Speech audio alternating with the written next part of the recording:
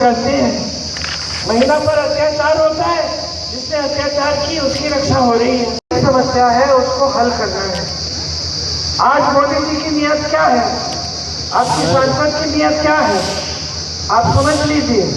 यहाँ आए क्यों, अमेठी क्यों आए? कोई पुराना रिश्ता था, अमेठी की जनता से कोई प्रेम था, लगाव था। उसकी चिता जलाई नहीं, उसके माँ बाप ने देखा नहीं, पास नहीं जाने दिया।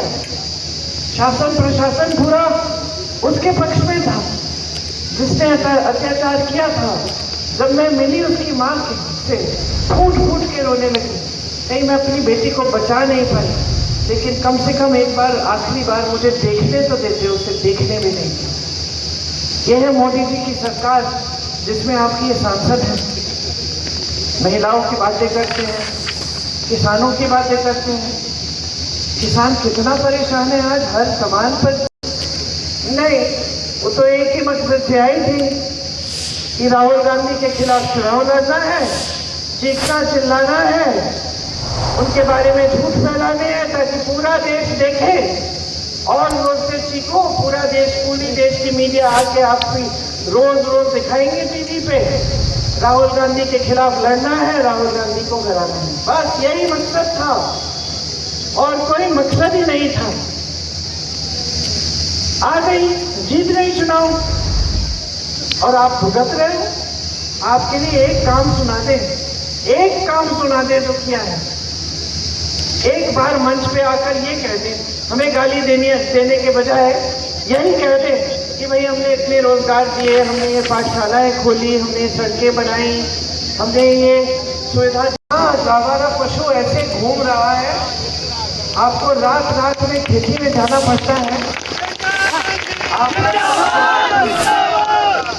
आपने कभी सोचा था कि पूरे दिन इस गर्मी में आप खेती करोगे, पसीना बहाओगे, कमाई करने की कोशिश करोगे और फिर रात को भी आपको बाहर जाकर मचान पे बैठना पड़ेगा पूरी रात, आवारा पशुओं से अपनी खेतों की पहरेदारी करने के लिए? कभी सोचा था कि ये दिन भी आएगा? लेकिन ये दिन आ गया है और सालों से है, और इस समस्या को हल करने के लिए किसी ने कुछ कहा नहीं, किया नहीं, कोई सुनवाई नहीं है आपकी। आज खेती से कौन किसान कमा रहा है, किसकी आमदनी बन रही है? नौजवान बेरोजगार खड़े हैं, इनके लिए कोई स्कीम योजना नहीं है। 30 लाख पद खाली पड़े हुए केंद्र में। सरकार की अगर नियत सही होती है तो नीतियां भी सही होती हैं। पिताजी की नियत सही थी, यहाँ आते थे, श्रद्धा से आपकी देखभाल करते थे, तो ऐसी ऐसी नीतियां बनी, बड़े उद्योग आए, बड़ी बड़ी सड़कें बनी। ये सारी सड़कें जो आज भी आपको लखनऊ से जोड़ती हैं, हाईवे जो जितनी भी है कांग्रेस के काल में बनी है। छत्तीसगढ़ में कांग्रेस की सरकार थी, ये आवारा पशु की समस्या थी। क्या किया? मुख्यमंत्री जी ने एक योजना बनाई गौशालाओं को मजबूत करने की। गौशालाओं को इतना मजबूत किया कि महिलाओं को रोजगार दे दिया, उसमें सारी सुविधाएं, पानी, चारा, छत, छप्पर, सब कुछ। आज आपने यहाँ की गौशालाएं देखिए क्या स्थिति है। ये लोग कहते कि धार्मिक हैं, गौ माता को पूजते हैं और गौ माता चोरी करने आए थे। अब मोदी जी तो उनसे भी बढ़कर, मोदी जी चुनाव के समय आ रहे हैं आपके सामने। 10 सालों से देश के प्रधानमंत्री रहे हैं, सबसे बड़ा पद संभाला है देश में। क्या कहते हैं कि सावधान हो जाओ, कांग्रेस पार्टी एक्सरा की मशीन लेके आपके गांव में आएगी और आपके गहने और आपके मंगलसूत्र चुरा लेंगे और चुरा के किसी दूसरे समुदाय को दे देंगे। एक सभा में तो मैं चौंक गई, मैंने यूं टीवी किया कि वैसे गलती तो नहीं होगी, प्रधानमंत्री ही बोल रहे हैं, किसी ने कोई वीडियो तो नहीं बना दिया गलत सलत। कह रहे हैं सभा में, बहनों और भाइयों ध्यान रखो, अगर 2 घर हैं तो कांग्रेस पार्टी 1 घर ले लेगी, अगर 2 गाड़ियां हैं तो कांग्रेस पार्टी 1 गाड़ी ले लेगी। और कह रहे हैं अगर 2 भैंस हैं तो कांग्रेस पार्टी एक भैंस ले लेगी आपकी। यह है देश के प्रधानमंत्री, दुनिया के सबसे सक्षम नेता।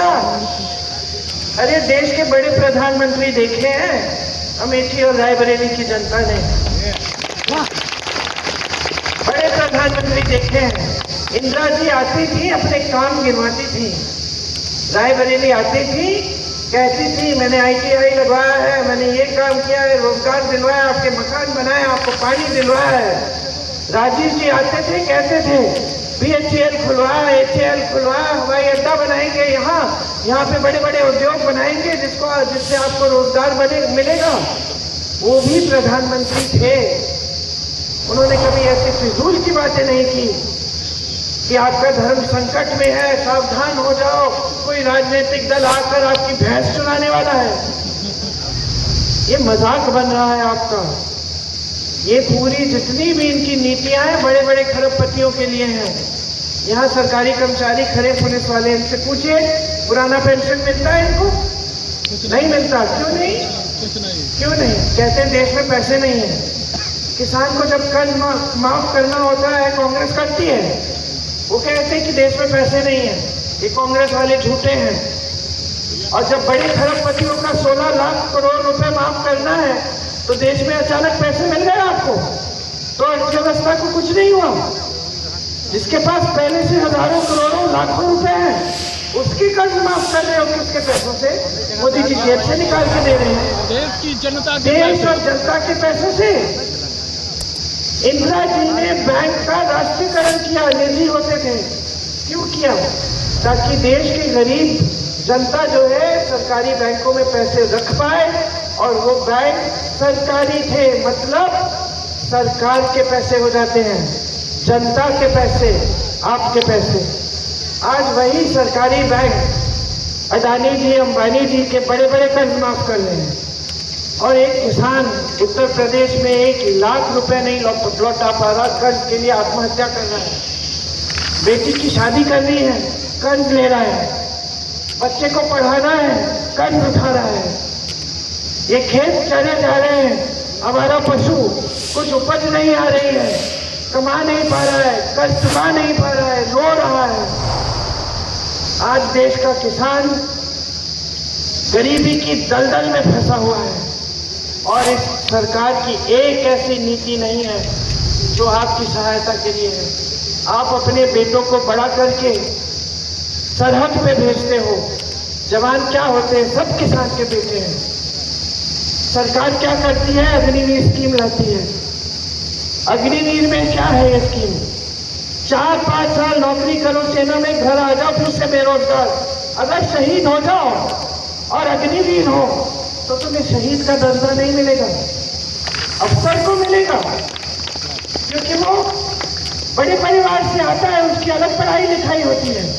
लेकिन गरीब का बेटा है, शहीद हो रहा है, उसको नहीं मिलेगा शहीद का दर्जा। जो अफसर है उसके परिवार को आप सब कुछ देंगे, शहीद का जो पेंशन होता है, अग्निवीर को नहीं देंगे। आज बच्चे मुझे मिलते हैं जो दौड़ लगा रहे थे 4-5 बजे सुबह, परिश्रम कर रहे थे सेना में भर्ती होने के लिए, इम्तिहान भी पास कर दिया, रो के मुझे कहते हैं दीदी नहीं जाना, नहीं जाना। हमारे पिताजी कह रहे कि तुमने कर लिया, जो भी परिश्रम करना था हो गया, तुम्हारा नाम उसमें आ गया है सूची में, मत जाओ। 4 साल के लिए चले जाओगे, कुछ हो जाएगा तो भी हमें कुछ नहीं, हमें राहत नहीं मिलेगी, सहायता नहीं मिलेगी, और फिर वापस आके क्या करोगे?